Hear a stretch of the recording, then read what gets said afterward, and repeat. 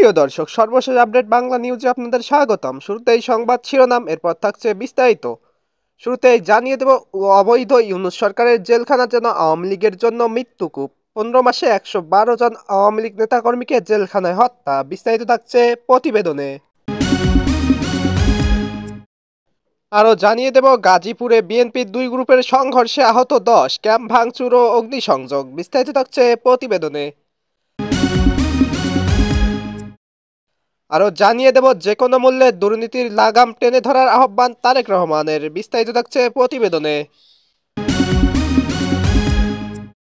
আরও জানিয়ে দেব, চাঁদাবাজদের বিরুদ্ধে বক্তব্য দেওয়ায় আসাদুজ্জামান ফুয়াদের উপর ছাত্র দলের সন্ত্রাসীদের হামলা। বিস্তারিত থাকছে প্রতিবেদনে। সুপ্রিয় দর্শক, এতক্ষণ শুনছিলেন সংবাদ শিরোনাম, এখন শুনবেন বিস্তারিত। তার আগে ভিডিওটি ভালো লাগলে চ্যানেলটি সাবস্ক্রাইব করুন। সুধী মহাজন ইউনূসের 15 মাসে কারাগারে 112 জন আওয়ামী লীগের নেতাকর্মীর মৃত্যু হয়েছে বলে জানিয়েছে আইন ও সালিশ কেন্দ্র। কারা হেফাজতে মৃত্যু মানবাধিকারের চরম লঙ্ঘন বলে বিবেচিত হয় সারা বিশ্বে। কারাবন্দীদের নির্যাতন করলে সারা বিশ্বের মানবাধিকার সংগঠনগুলো সোচ্চার হয়, প্রতিবাদ জানায়। আর বাংলাদেশে গত 15 মাস ধরে চলমান এই সিস্টেমেটিক হত্যাকাণ্ড চলার পরেও মানবাধিকার সংস্থা মানবাধিকার সংস্কৃতি ফাউন্ডেশন ছাড়া আর কোনো সংগঠনের পক্ষ থেকে কোনো প্রতিবাদ, তদন্ত দাবির কোনো খবর আমাদের নজরে আসেনি। এই সকল নেতাকর্মীদের মিথ্যা মামলায় গ্রেপ্তার করা হয়েছে, এমন সব মামলা যেখানে অভিযুক্তদের সংখ্যা 400 এর বেশি। রাজনৈতিক এসব মামলায় গ্রেপ্তার করে শারীরিক সমস্যায় ভুগছেন এমন বন্দীদেরও জামিন দেওয়া হয়নি। গাইবান্ধা ফুলছড়ি উপজেলায় কাঞ্চিপাড়া ইউনিয়ন আওয়ামী লীগের সভাপতি ও কাঞ্চিপাড়া ইউনিয়নের চেয়ারম্যান আবু বক্কর সিদ্দিক মারা যাওয়ার পর তার ভাতিজা সিফাত অভিযোগ করেন, অসুস্থ হলেও এ খবর আমরা জানতে পারি পরদিন। এই দীর্ঘ সময়ও কারা কর্তৃপক্ষ থেকে তার অসুস্থতা ও মৃত্যুর বিষয়টি আমাদের জানানো হয়নি। মামলা নিয়ে জেলে পুরে জামিনে না দিয়ে বিনা বিচারে দিনের পর দিন বন্দি রেখে অসুস্থ বন্দীদের মৃত্যুকে ত্বরান্বিত করা হত্যাকাণ্ডের শামিল, এবং এই 112টি মৃত্যুকে বিচার বহির্ভূত হত্যা হিসেবেই বিবেচনা করতে হবে। ইউনূস সরকার পরিকল্পিতভাবে আওয়ামী লীগের নেতাকর্মীদের জেলখানায় হত্যা করছে।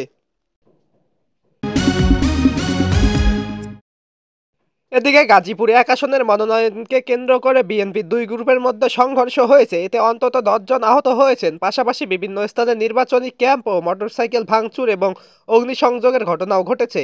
রোববার বিকেলে কালিয়াকৈর উপজেলায় মৌচাক ইউনিয়নের রাখালিয়াচালা এলাকায় এই সংঘর্ষের ঘটনা ঘটে।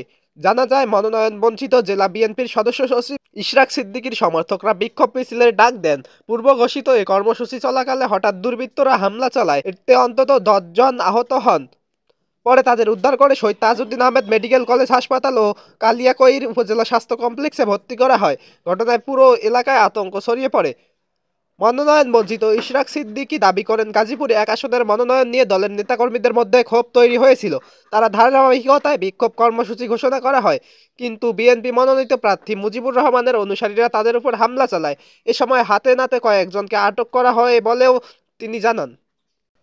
অন্যদিকে মুজিবুর রহমান জানান, তিনি শান্তিপূর্ণভাবে বিভিন্ন এলাকায় নির্বাচনী প্রচারণা চালাচ্ছিলেন। প্রচারণায় বাধা সৃষ্টি ও নির্বাচনে বিশৃঙ্খলা তৈরি করতে পরিকল্পিতভাবে তাদের উপর হামলা করা হয়েছে, এতে তারও কয়েকজন কর্মী আহত হয়েছে।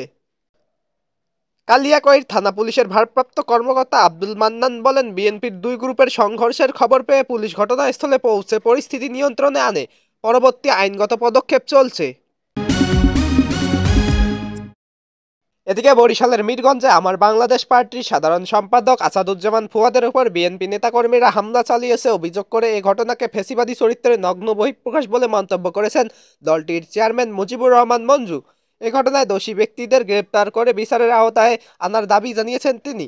আজ রোববার সন্ধ্যায় রাজধানীতে বিক্ষোভ মিছিল ও পরবর্তী এক সমাবেশে এবি পার্টির চেয়ারম্যান এ দাবি জানান। এর আগে বিক্ষোভ মিছিলটি সেগুনবাগিচায় ঢাকা রিপোর্টার্স ইউনিটের সামনে থেকে শুরু হয়ে প্রেস ক্লাব ঘুরে পন্টল মোড়ে গিয়ে শেষ হয়। পরে সেখানে সংক্ষিপ্ত সমাবেশ হয়। বরিশালের বাবুগঞ্জ উপজেলায় মিরগঞ্জ সেতুর নির্মাণ কাজ পাওয়া ঠিকাদারের কাছে স্থানীয়রা চাঁদা দাবি করেছে। গণমাধ্যমে এমন বক্তব্য দেওয়া এবি পার্টির সাধারণ সম্পাদক আসাদুজ্জামান ফুয়াদের উপর চওড়া হন বিএনপির নেতাকর্মীরা। আজ দুপুর 12টার দিকে উপজেলায় ওরিয়াল খাঁ নদের উপর মিরগঞ্জ সেতুর ভিত্তিপ্রস্তর স্থাপন ও উদ্বোধনী অনুষ্ঠান শেষে এই ঘটনা ঘটে। এ সময় এবি পার্টি ও বিএনপি নেতাকর্মীদের মধ্যে ধাক্কাধাক্কি হয়। বিএনপির সন্ত্রাসী গোষ্ঠী পরিকল্পিতভাবে এই হামলা চালিয়েছে অভিযোগ করে এবি পার্টির চেয়ারম্যান বলেন, একটি গণতান্ত্রিক রাষ্ট্রে রাজনৈতিক ভিন্নমত দমনে এ ধরনের সন্ত্রাসী হামলা শুধু বর্বরতাই নয়, মুক্ত রাজনৈতিক চর্চাকে নির্মূল করার অপচেষ্টা। বিএনপির সন্ত্রাসী গোষ্ঠী পরিকল্পিতভাবে ফুয়াদের উপর এই হামলা ও হেনস্থার অপচেষ্টা করেছে। এটি দেশের রাজনৈতিক পরিবেশকে আরও অস্থির করে তুলতে পারে। এর আগে হামলার নিন্দা জানিয়ে এবি পার্টির পক্ষ থেকে দেওয়া এক বিবৃতিতে আসাদুজ্জামান ভুঁইয়াদের উপর হামলায় অংশ নেওয়া বিএনপির নেতাকর্মীদের পরিচয় তুলে ধরা হয়। এতে বলা হয়, বাবুগঞ্জ উপজেলার রহমতপুর ইউনিয়ন বিএনপির সদস্য সচিব রাজন শিকদার, বাবুগঞ্জ উপজেলা ছাত্রদলের সভাপতি আতিক আল আমিন, রহমতপুর ইউনিয়ন ছাত্রদলের সভাপতি ফেরদৌস এবং কেদারপুর ইউনিয়ন বিএনপির আহ্বায়ক কমিটির সদস্য হাসানুজ্জামান খোকনের প্রত্যক্ষ নেতৃত্বে এই হামলা হয়েছে। দেশের উন্নতি নিশ্চিতে যে কোনো মূল্যে দুর্নীতির লাগাম টেনে ধরার আহ্বান জানিয়েছে বিএনপির ভারপ্রাপ্ত চেয়ারম্যান তারেক রহমান।